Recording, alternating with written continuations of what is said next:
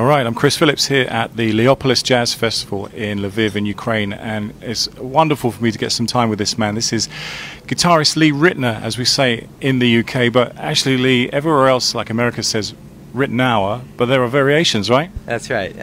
Ritenour is the English pronunciation, but it's a Huguenot name. It's part French, part German.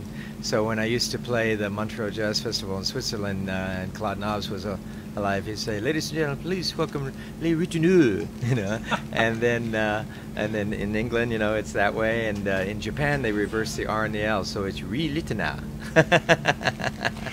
It's amazing that I'm sitting here interviewing you, and you're actually going to change the strings on this famous guitar here. Are they well overdue for a change? How often do you have to change them? Well, usually my production manager Daniele changes them, but he's busy and he's changing the other one, so I thought I would do this while we're talking. And this is the L5, my Gibson model, and if it's possible, I change almost every show, but sometimes every other show. What happens if you're mid-show and a couple of strings break or one breaks? I'm sure it happens. Well, you know, it doesn't happen these days because I use a little heavier tension than I used to, so knock on wood.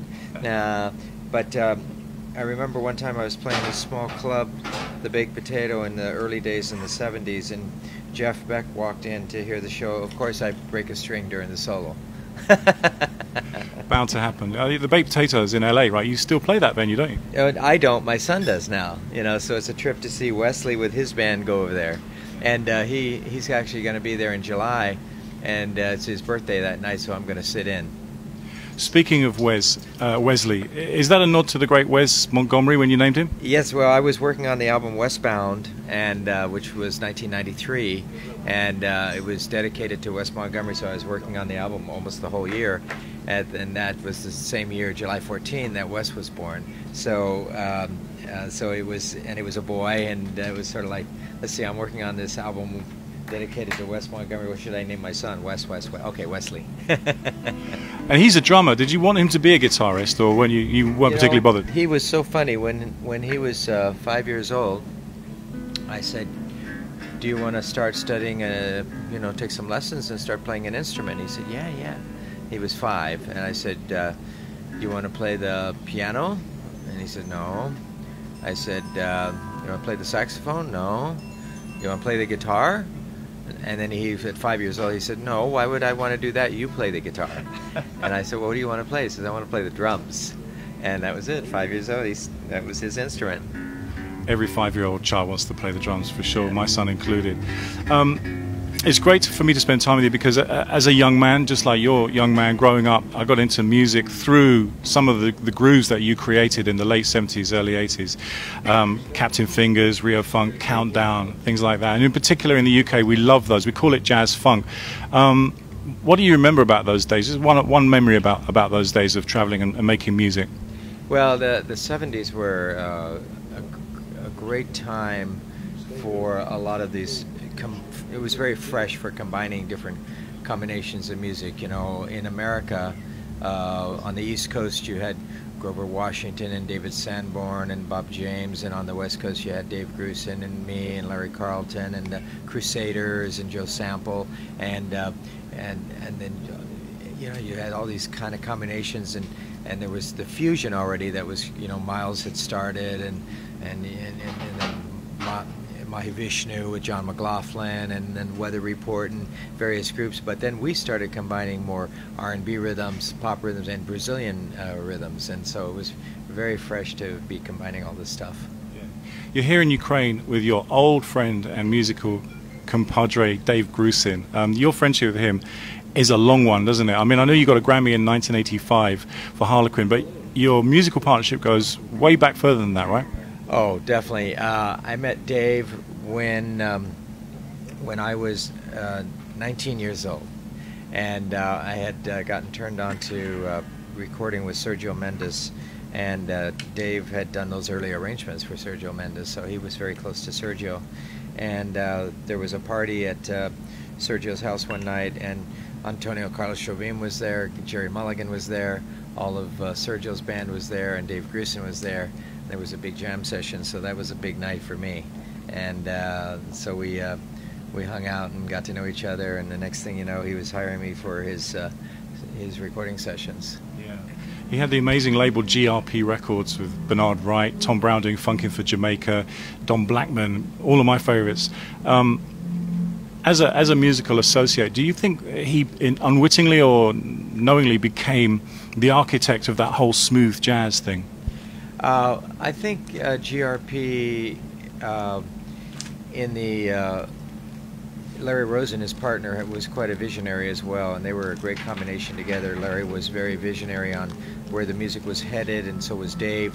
Larry took care of the business, Dave took care of the music, and he had partners like me and other folks, and we were kind of following this natural path that was all sort of extensions of various extensions of jazz, but then and like I said, combining rock, combining pop, combining R&B, combining world music.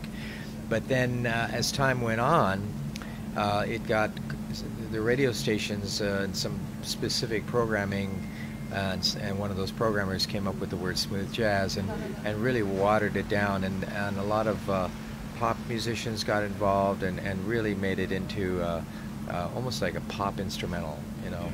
And and then Larry and Dave started to change up and sign more people like Chick Corea and more straight ahead. So they didn't mind reaching the masses with the music in the 70s and 80s, but not for the same commercial reasons that the smooth jazz became. Yeah.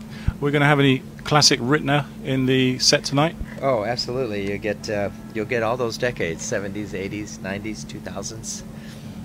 Absolutely. I just want to finish by asking you about your amazing six-string theory project, bringing together musicians from all over. This is a real passion for you, I know, and I want to know what it makes you feel like when you're confronted with all this new talent, this new hunger for music, and how you learn from it as well. It's fantastic.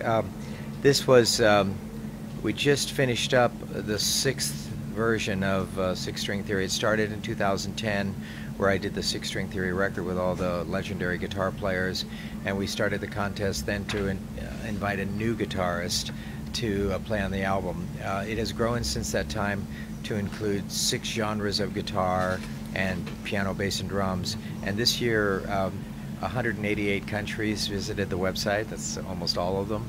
And 55 countries joined up, and we had winners from all over the world. And the winners this year get to go to the St. Moritz Jazz Festival in Switzerland.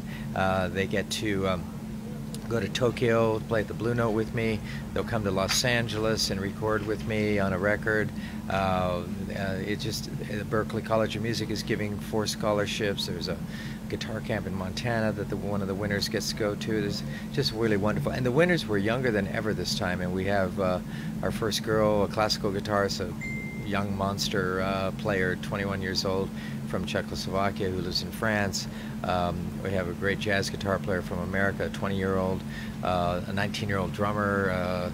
You know, just everybody. The oldest guy was the acoustic winner. He was 26. You know, so really some amazing young talent.